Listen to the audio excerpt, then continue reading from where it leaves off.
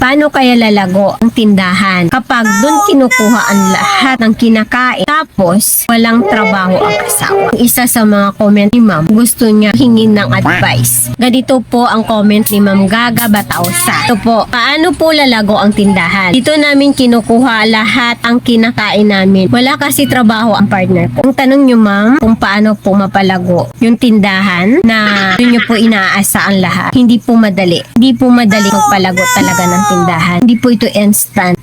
Doon nyo po kasi kinukuha ang lahat. Gawin nyo Ma'am, dahil sabi nyo Ma'am, wala din namang trabaho yung partner ninyo. Bakit hindi kayo magdagdag pagkakitaan na pwedeng ibenta dyan sa tindahan ninyo? Halimbawa Ma'am, maaari kayong magluto ng ulam at ibenta. Kahit paano, yung pang-ulam ninyo, tutubuin mula doon sa niluto nyo, libre na yung ulam ninyo. Pangalawa, hindi kayo magluto nga nanakyo. Ganun po. Pangatlo, luto ng mga ihaw-ihaw. Kayang gawin po yun ng partner ninyo. Nitong hanap buhay kasi, kailangan dito, gusto nating lumago ito. Kailangan magtulungan yung mag-asawa. Yung mag-partner, kailangan nagang magtulungan. Dahil kung iisa lang ang gagawa at doon lahat iaas, mahirap mapalago yung sari-sari store. Pagkalugi ang magiging kahinatnan ng tindahan natin. Lalo pa po't wala tayong ibang source of income.